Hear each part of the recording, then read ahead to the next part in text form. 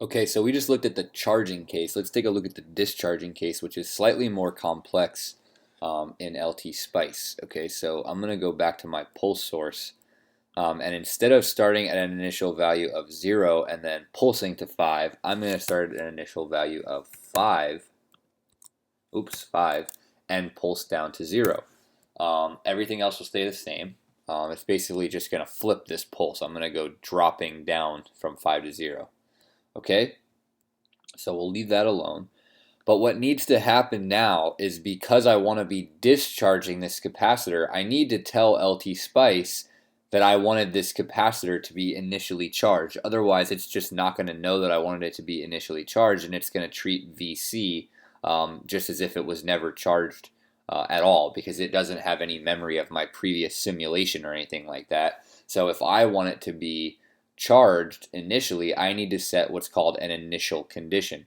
And I can do that using the Spice command window. I hit S on my keyboard and I type .ic, and then I just tell it I want the voltage, okay, V, at node VC to be initially 5 volts.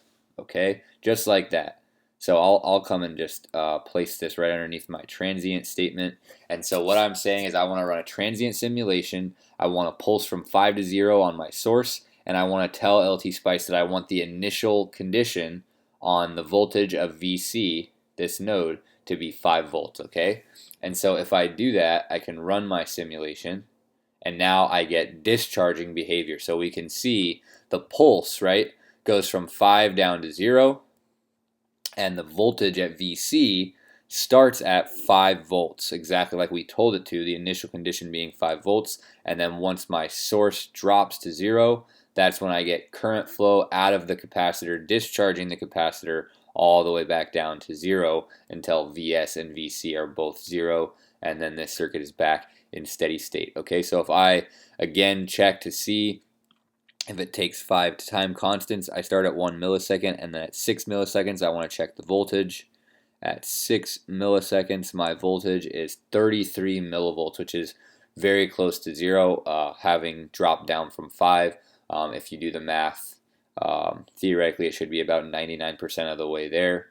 I think that would work out in your calculator. I don't have my calculator on me right now, but if you want to just check that for a sanity check, feel free. I'm going to go ahead and end this video. Just wanted to show the discharging example and kind of introduce the initial condition, because that is something that's very important. If you don't do the initial condition, let's see what happens. If I delete this, it's not going to treat this as initially 5.